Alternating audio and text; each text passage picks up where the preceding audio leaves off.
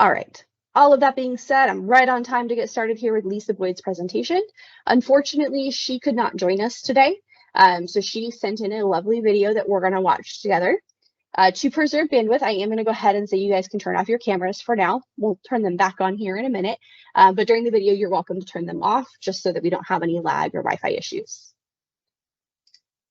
So we will be hearing from Lisa Boyd, and she's going to talk a little bit about AI and what she saw at ETC. And just a reminder here, as we watch this video, there is a Q&A. You can post any thoughts, questions that you have there. And then someone let me know if for some reason my sound doesn't come through. Hi everyone, I am Lisa Boyd. I am a computer literacy teacher at Everett Elementary School, and I teach transitional kindergarten through 6th grade, and recently went to the ETC 2024 conference. Well, while I was there, I listened to a session called AI, a Treasure Chest of Tools. And today I'm going to share a few of the AI tools that were covered in that session, but also that we have available to us on our MCS app portal. So these are the ones that we have that they went over in that session, except for this one right here. This is one that we should go into before we even touch any of these. So remember that. Go to that one before you even get into the AIs, because it gives you some really good hints about them, and it gives you a little background on these in case you forget what I tell you, which is most likely, but still, I hope you enjoy this presentation. Anyways, going off, getting back on track. Here we go. So these are the tools that we have available to us through the app portal. Currently, only teachers are allowed to use AI tools in our district. So students should not be using AI tools at this time, just so you know. It's only for teachers. And if you are brainstorming ideas or doing some creative writing, researching information, or just gathering information, the AI tools you want to use are the ChatGPT. You want to be using the Gemini, also formerly known as Bard, and you want to be using the Microsoft Copilot. Okay, these all pretty much act the same. Just go for the one that you are most comfortable with. See what it has and try the other ones and see which one that works with you best. Okay, if you are maybe looking for something a little bit more interactive and you want a natural language going on, one that can summarize documents, do writing and research, then Claude is the one for you. Give it a try, see what you like about it. Kind of liked Claude. I thought Claude was pretty cool. So yeah, give that one a try. And then finally, if you are looking for that teacher-centric kind of concept, the multi-tool that gives you everything, you know, the one that you think can do your job for you, or at least help you reduce your work hours, then you want to do Magic School, because Magic School's got a little bit of everything for you. It is pretty awesome.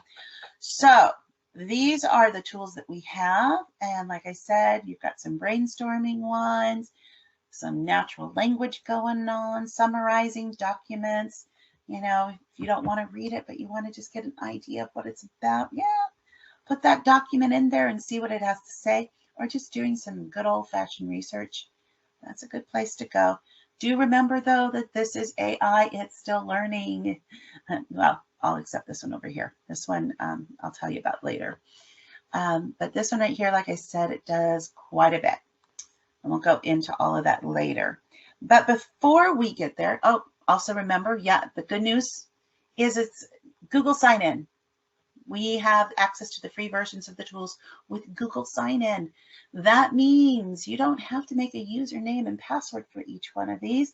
You just click that Sign In with Google button and you are in. So good news there. Now, the part that we have to think about is this part here. Now I cover how we should phrase our requests through some basic prompts. Because it is AI, it is a self-learning program. It learns how to do its job better as we give it more information and resources.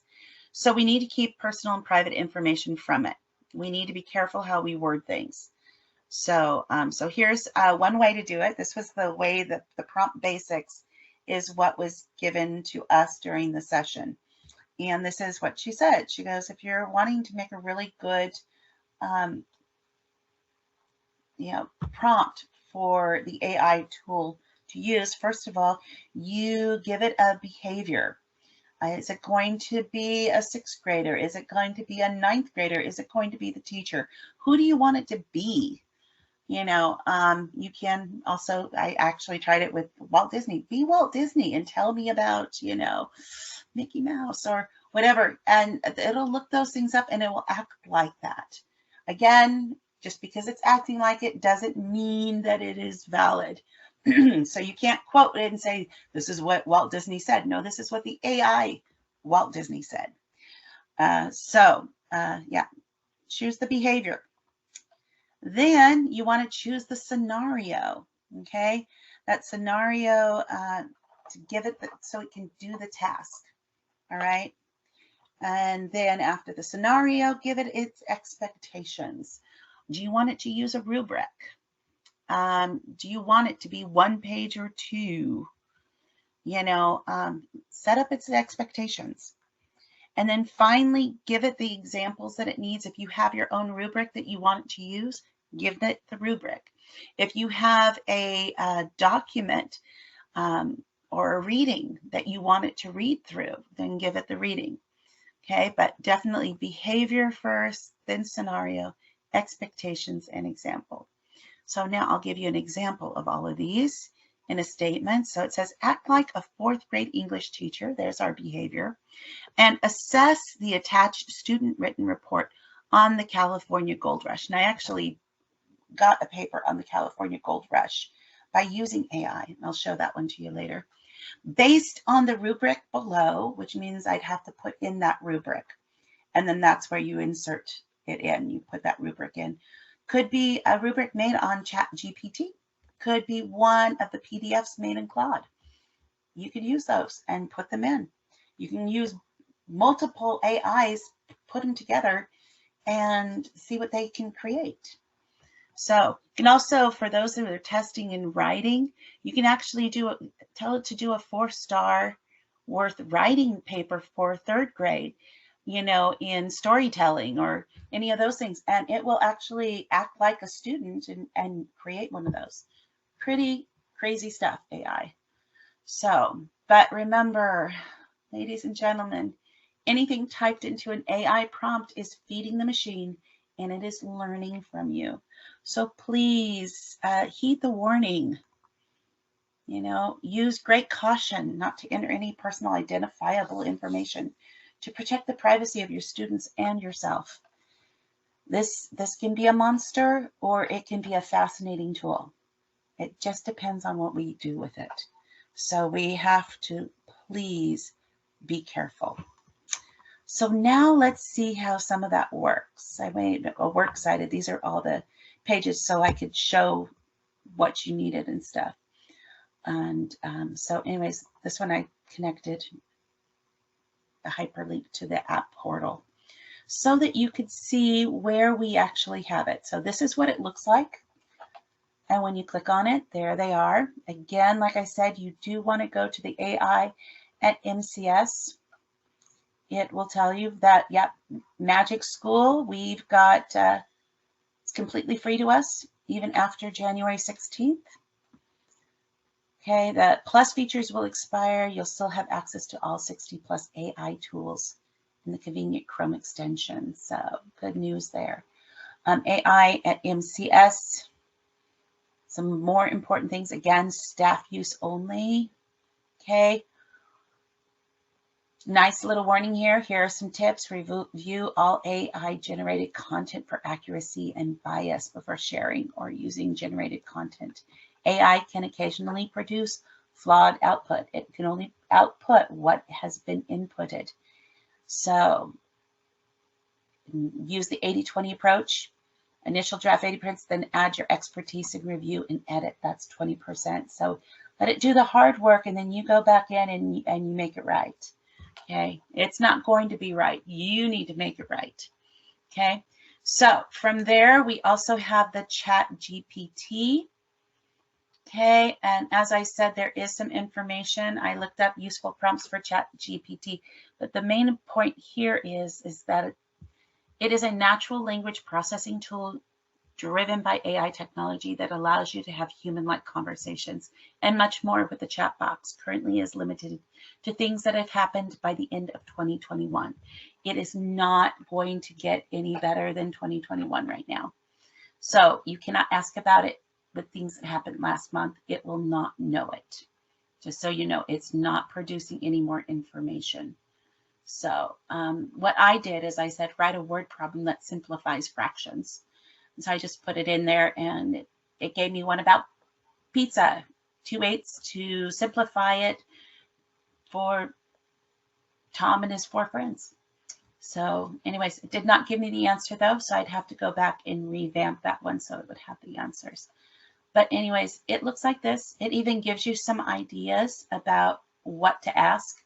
And if AI is one of those things, you got to get in there and you got to play with it. But again, as you're playing with it, remember it's actually downloading that information.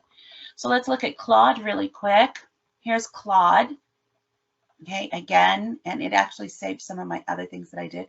But it says, try these for an example. Summarize this PDF document. Let me practice my Spanish vocabulary. So you can do all sorts of things. You can add little, documents that you have in here, PDFs, texts, the CSVs, and so on. Just remember, don't give it any school information, but just keep it in general and go through it. Okay, the one I did, like I said, this one was write a debate essay on the pros of daylight savings time as a 6th grader. And it even has, as a 6th grader, having daylight last later into the evening would benefit me. Wow, that definitely sounds like a 6th grade student. So pretty cool. Gemini, going into Gemini, again, kind of looks the same. Go in there, work with that one. I did lesson plans for transitional kindergarten for a year, and it gave me a bunch of great ideas that I can do with my TKers. And then Microsoft Copilot, also really good with that. Just put that information in, even some jokes if you want jokes. I did also working again, transitional kinders. I wanted to get its idea too. It kind of gave me a lot of the same ideas. Not too bad. The best one is Magic School. And in Magic School, you've got a lot of things. Look, report card comments, academic content. You just need to come in here and play. It's me. Look, song generator. You can make a song. How cool is that? Oh my gosh. And teacher jokes. Yay. You want to break the ice and make the kids laugh at you? That's a good way of doing it. So anyway, so these are the things. Also, to let you know that Quizzes, Quizalize, and Canva also all have AI components to them as well. So I hope that you've enjoyed my presentation on AI tools, and I wish you all a happy search. All right. Bye, you guys. All right, so that was Lisa's presentation. I'm going to encourage you guys to go ahead and turn your cameras back on. There is a Q&A post for you on what different AI tools you've used. And I don't know if you noticed, as my video was going, there was actually a little closed captioning. It might have been a little bit hard to see, just depending on your screen size. But that's actually an AI tool that's built into Google Chrome. This is a super quick bonus tip. But anytime you are on a media component, let me see if I can't leave this video real quick here. Hi everyone, I am Lisa Boyd. I'm not trying to watch that again, but anytime you are on a website that has some sort of video or media in it, there is this little icon that shows up in your Google Chrome browser way up here. And that actually auto-generates captions for you, and that's AI based. So you might have noticed it was kind of changing text as she was talking because it was getting a better understanding of her. We'll see it real quick. It's just going to pop up right here in the center of my screen. Let's see it real quick. I am a computer literacy teacher at Everett Elementary School, and I teach transitional kindergarten through 6th grade. So I just wanted to show you that really quickly. That's completely AI based. Students can turn that on. It'll pop up for them. And then it doesn't matter if the video already has closed captions or not. The browser can provide that. So that's a bonus AI and accessibility tip for you guys.